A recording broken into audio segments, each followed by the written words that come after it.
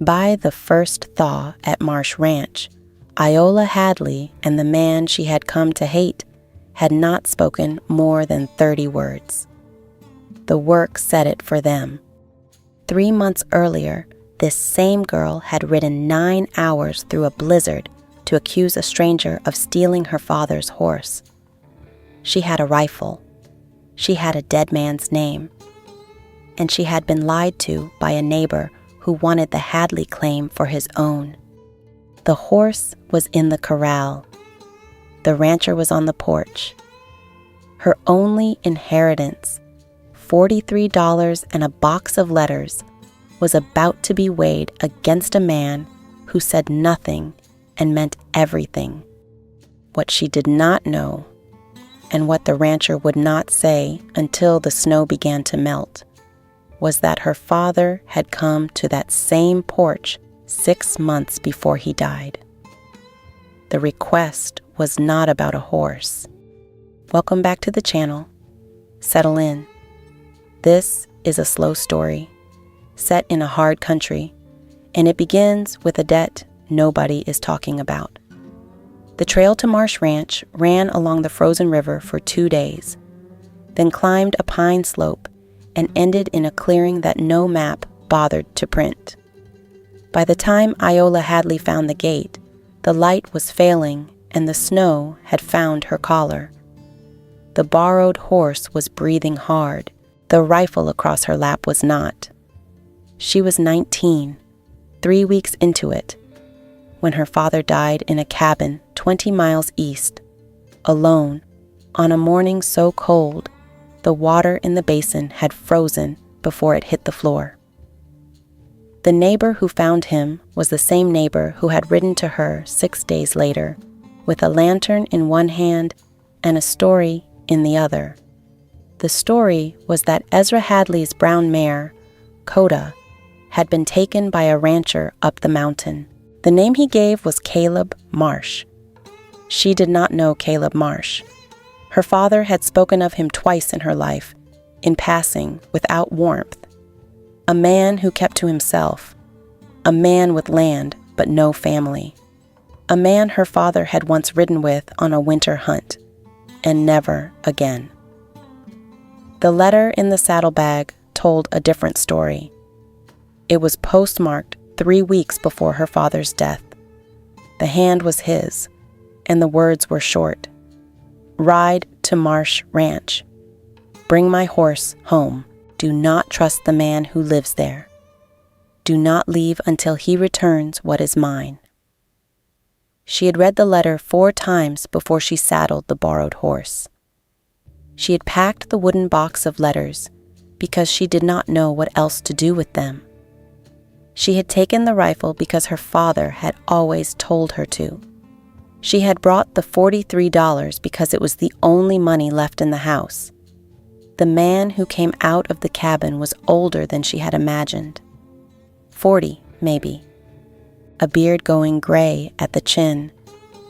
He stood on the porch with a coffee cup and looked at her the way you look at a storm that has not decided whether to pass.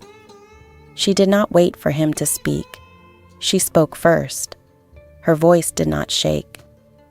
I will work for the man who stole my father's horse, she said, and I will work for no one else until I have it back. He did not answer. He set the cup down, took the borrowed horse's bridle, and led the animal toward the barn. He did not look back. He did not invite her in. He just walked, and she followed, because the only other direction was back down the mountain. And down the mountain there was nothing she was willing to return to. Inside, the cabin smelled of coffee and pine pitch. There was a kettle on the iron, a pot of beans on the stove, a quilt folded at the foot of a cot that was not his. He set a bowl in front of her without ceremony and went back out to the porch. He did not say goodnight. He did not say anything at all. She ate the beans. She drank the coffee. She slept in the cot with her father's box under it and the rifle propped within reach. She did not know until morning that he had slept in the barn. She did not know he had laid a second quilt over her sometime around midnight, when the wind had shifted. She knew only that the coffee pot was still warm on the iron when she woke, and that there was a strip of dried meat on the table with a knife. At dawn, before the sun had cleared the tree line, she heard hooves on the hard snow. She went to the window. The rancher was riding out, leading the brown mare, Coda, the horse she had come to take. He rode east toward the county seat, toward the place where a claim and a name could be settled in ink and signatures. She stood at the window for a long time.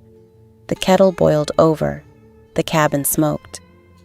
And somewhere on the road below, a man she had known for 9 hours was answering a charge he had never been asked to defend. She waited all day.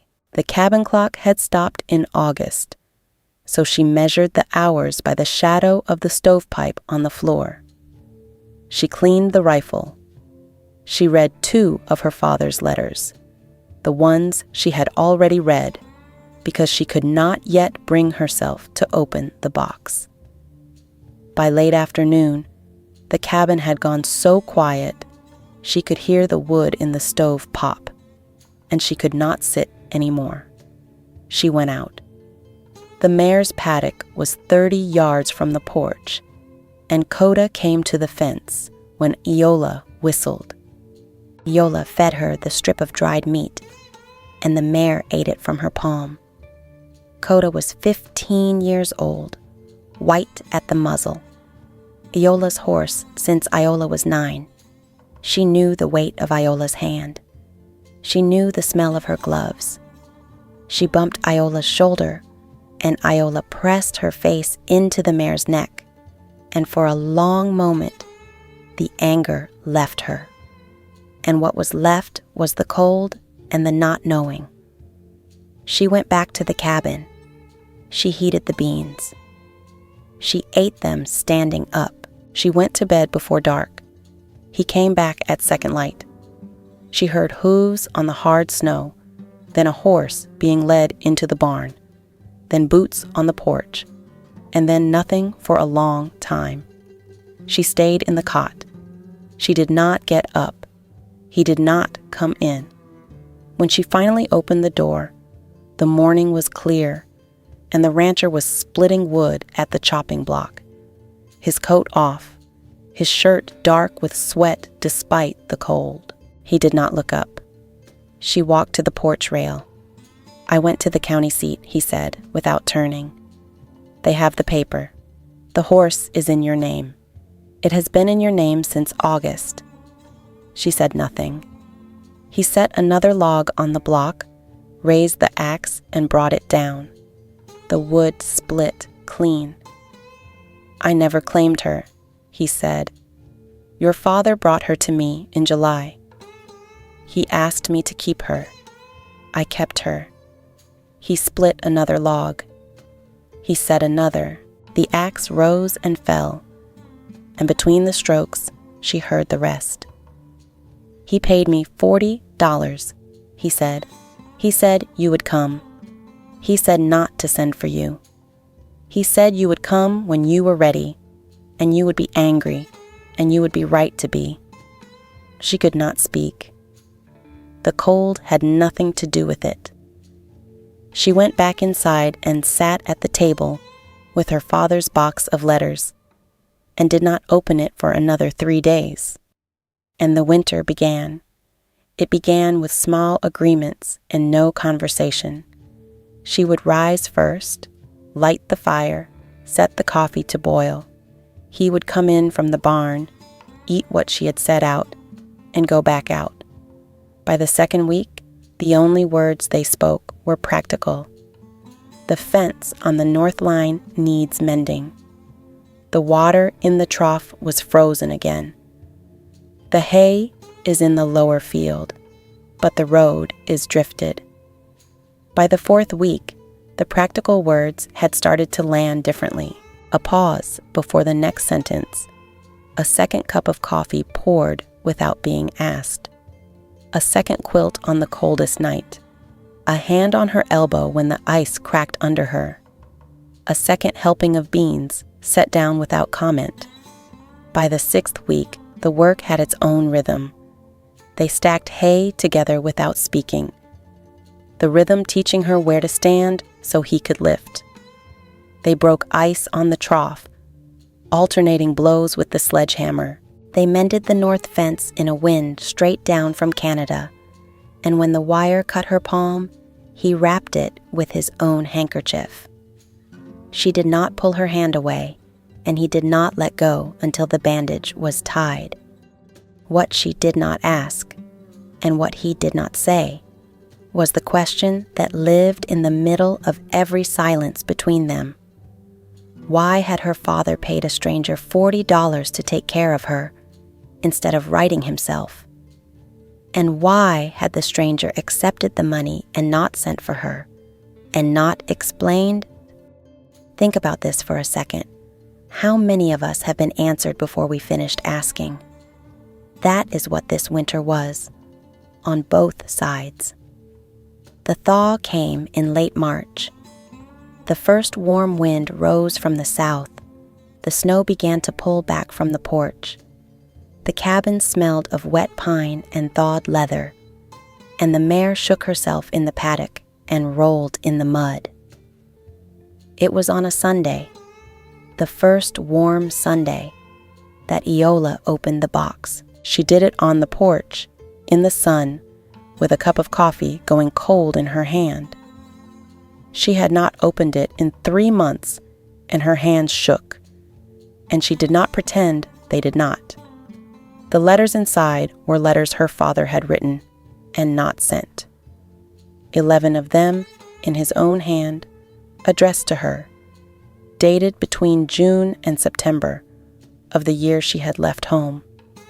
The letters he had meant to write and had not been able to finish. She read them in order. The first one said he was sorry. The second one said he had tried. The third one said he had paid Caleb $40, the horse, and a tin of his best tobacco to look after her. The fourth one said he had not told her how bad the winter was going to be. The fifth one said he had not been able to say the words. The seventh letter was the one that broke her. A single page.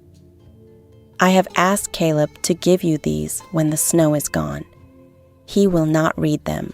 He is the kind of man who does what he says he will do. And I believe him, because I have known him 30 years, and I have never heard him say a word he did not mean.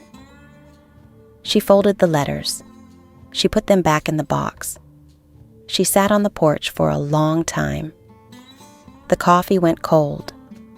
The sun moved across the porch floor, and she did not move. When Caleb came up from the barn, she did not look at him. He sat down on the porch step, the way he had begun to do in the last weeks, and did not speak. The sun was on his face. The valley was opening up below them, brown and patchy with the first grass. The river at the bottom catching the light and throwing it back at the sky. She said, "My father paid you $40. He said, "Yes."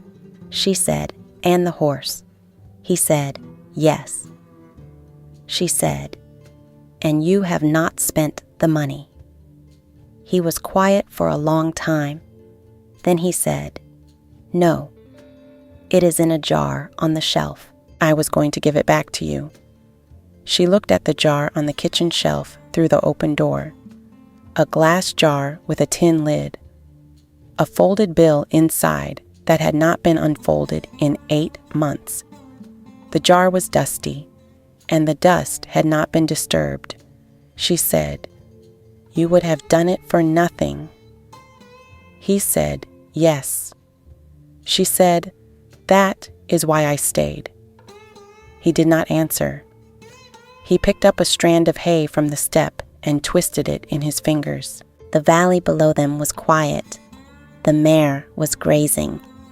And somewhere a meadowlark was doing what meadowlarks do in the first week of spring, which is to say that the valley had survived the winter, and so had they. Later that afternoon, she took the rifle out of the cabin, walked down to the barn, and set it on a peg inside the door, beside the harness and the coil of rope. She did not say why. He did not ask. They both understood that the rifle had been a prop, and the prop had done its work, and the work was over. She went back to the porch. He was sitting where she had left him. She sat down beside him. The 2 quilts they had shared through the winter were folded on the bench between them. She said, "What do we do now?" He said, "The north fence still needs mending. The hay is in the lower field. The trough will be frozen again by morning."